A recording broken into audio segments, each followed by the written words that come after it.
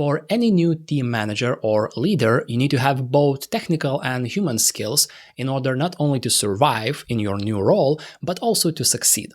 Now, technical skills are methods and systems you use to build, fix, and ship things. These are the skills that gets the job done. When it comes to human skills or people skills, these are the communication and leadership abilities, the way you are influencing other people and get the job done through the other people's hands. Now, if you are good enough at your craft, eventually you get promoted and you enter a different arena with completely different game rules, where technical skills are not nearly enough for you to succeed there. And sometimes human skills becomes even more important. And this is when you find yourself in the situation, perhaps you are not aware how to run effective one-on-ones, how to give and receive feedback, how to delegate tasks, how to set goals, or how to solve the miscommunication between the Scrum Master, product owner, and your tech team.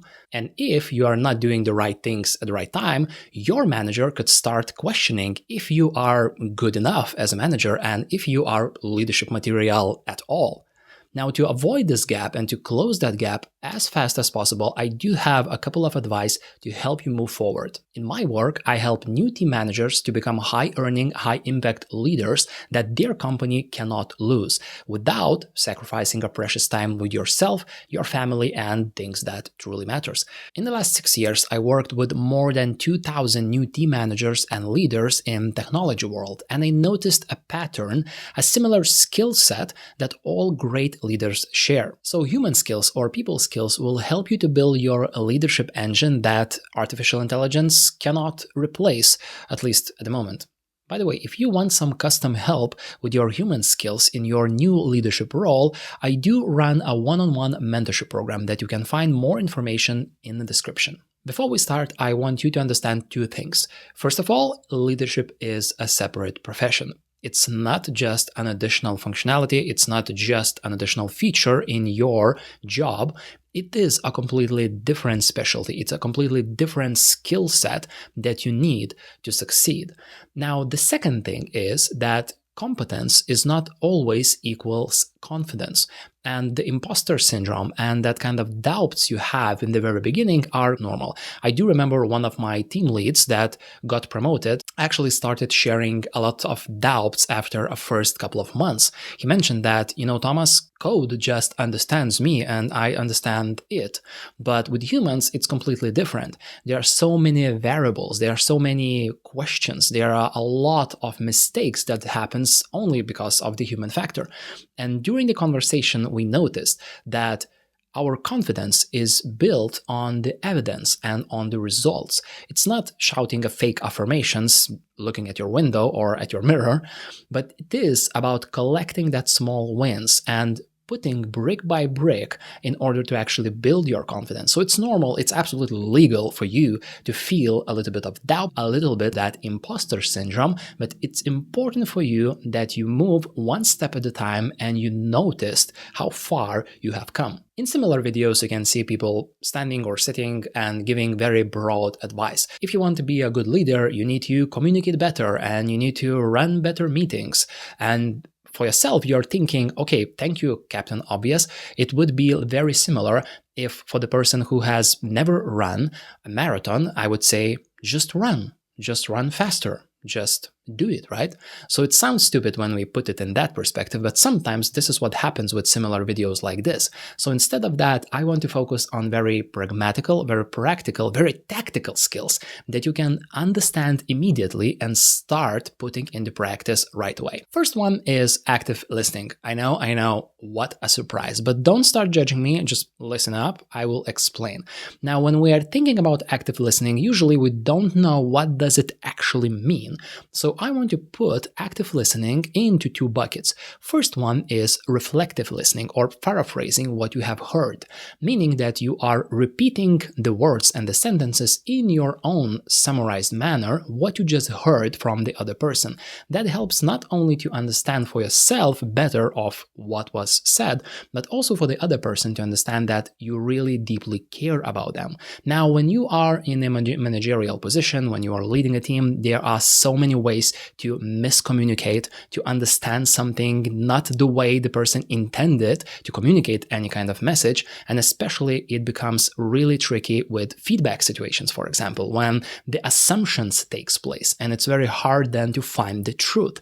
So paraphrasing and just checking up all the time help you to build that reflective listening skill. Now, the other bucket is mirroring. And now with the mirroring, I do have a problem because usually people are advising that you need to kind of copy a gesture, or try to say a similar word. But in my understanding, you are looking like a creepy idiot if you are doing so.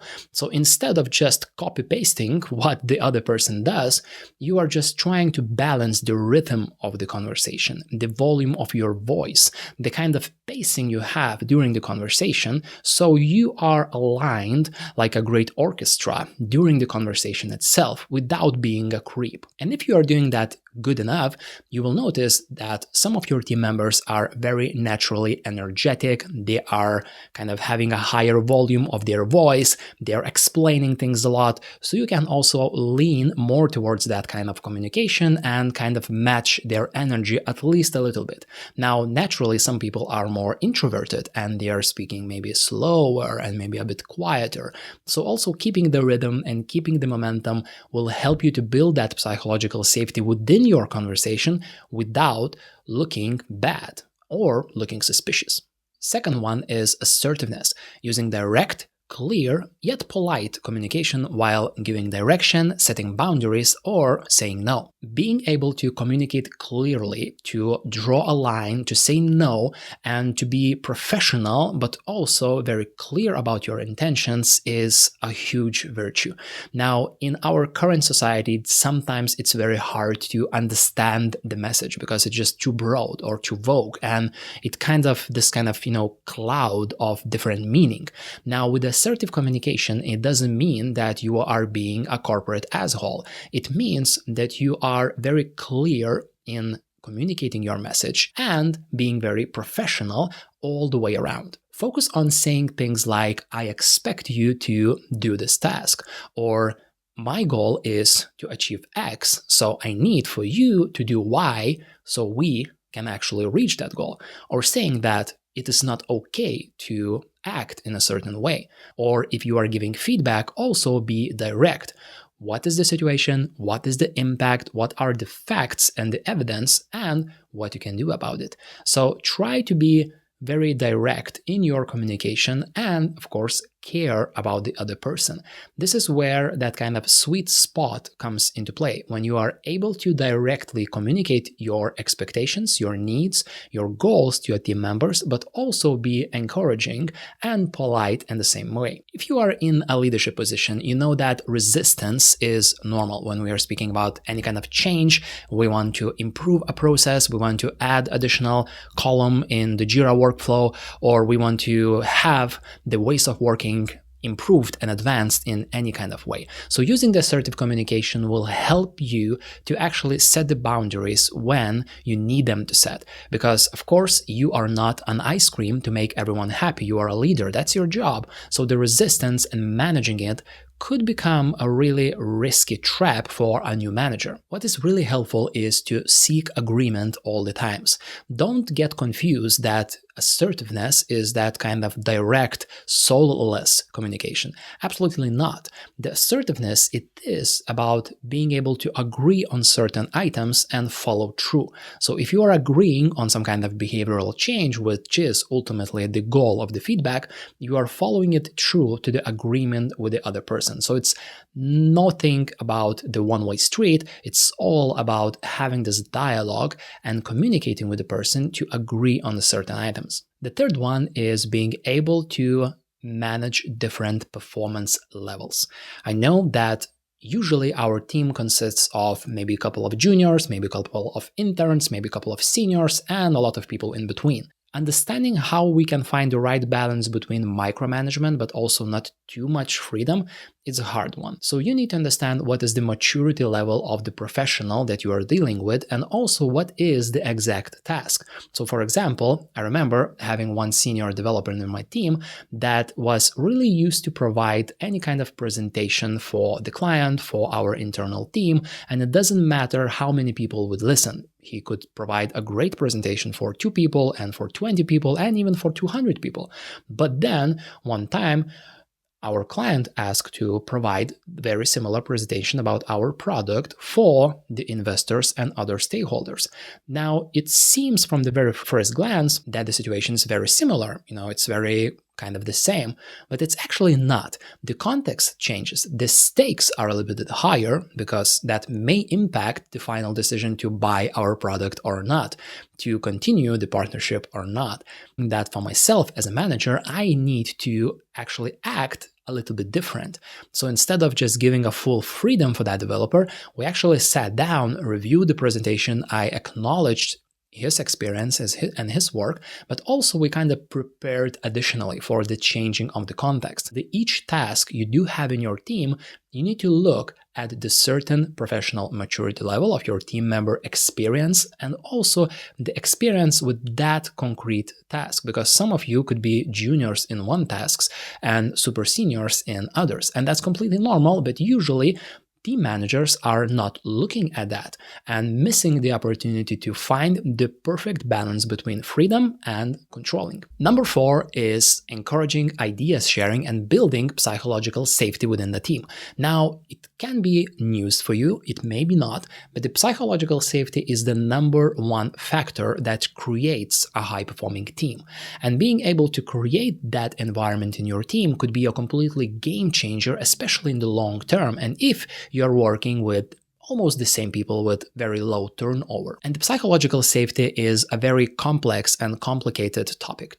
But what you can start from is ideas sharing. When it comes time in the meeting to share ideas, to share thoughts or insights, please start from the least senior person in the team and finish yourself last. No opinion said before will impact the opinion that follows. If we will start from seniors sharing their ideas or managers sharing their ideas, we may fall in a trap of not encouraging the less senior team members and not actually using their potentially great ideas to solve our particular problem. So encourage that ideas sharing. Please, communicate that to the team, that it's completely normal to have a lot of random ideas. It's completely normal to have, bad ideas, but judge me on the good ideas that I have, not on the bad ones, because sometimes that 100 bad ideas could be nothing if finally on that 101 you will finally arrive at the good idea. So that kind of ideas in your team and sharing and creating that psychological safety could be a really, really game changer. Also, you can lower the stakes by saying that it's just a testing. We are experimenting. I want to know all of your insights and all of your ideas, and even though that maybe the decision will be still on my plate, or maybe we will vote as a team for that decision, but still each team member will understand that they are being valued, their opinion is important, so they will be much more willing to share their inputs in the future. Number 5 is fueling strengths. Understanding the strengths of your team and being able to unlock them to improve the performance overall. Now, assigning tasks related with the team's strengths could be a tricky task to begin with, but once you get to know your team members better, it becomes easier and easier for you to understand the context and then adapt your leadership style. Now, I remember one example with my front-end team. So imagine we are coming up with new requests for a client, and one part of the team mentioned that for them it is important to do a research, prepare for the meeting, have, half an hour at least before the meeting to understand everything. What are the expectations? What are the goals? What are the ways of working? What is the definition of done and definition of ready? What are SLAs? And then once everything is understood, they can go ahead and brainstorm ideas. Now, for the other part of the team, the situation was completely different. They wanted to dive right into the problem, right into the idea, and brainstorm like dozens and dozens of different options and opportunities. And once the brainstorm is done, then they can go ahead and do the research, understand the liabilities, understand the different opportunities, resources, limitations, and other things. Now, it doesn't mean that one way or another is bad or good, is effective or not, but it means that people are working in a little bit of different manner. There are so many ways on how you can learn more about your strengths. You can use online questionnaires. You can use things such as Clifton Strengths, for example, and that will help you to understand what are the strengths in your team and how you can actually cash on it. So, for example, some of my Clifton strengths are harmony and focus and achievement, meaning that when I'm working with my clients, either in the mentorship, either leading some kind of group training or L&D program, I do manage and I do balance, structured, very step-by-step understanding about the situation and the context with human-first approach. And clients value my ability to bring result in a sustainable, predictable, but also in a human way. So understanding these kind of different strengths in your team can really unpack a completely different level of results and deliverables. Finally, building skills is an inner journey. Of course, you will get your ups and downs, you will see a lot of lessons along the way, but these are my top 5 skills to focus, especially in the very beginning of your journey as a team leader. So be really active in your listening. Paraphrase what you heard in your own words and summarize things. Also use mirroring to pace the rhythm of the conversation and the tone and the volume to create more psychological safety. Communicate assertive, direct, clear, but also in a polite way. And remember that all the hard conversations that you have actually build your confidence and build your skills. Become good at managing different performance levels. Build psychological safety in the team, starting from sharing ideas and helping people understand that there is no bad decisions yet, but there's a lot of ways to experiment and to test, and that the future is not yet written. And finally, fuel strengths to achieve motivation, to achieve better results and better team alignment. Focus on these skills, experiment, test, and get better with each interaction. If you want my personal guidance on how to lead more confidently, earn more, and make better impact as a new team manager in tech, you can find more about ways to work with me in a description below. And for now, good luck, have fun, and keep testing.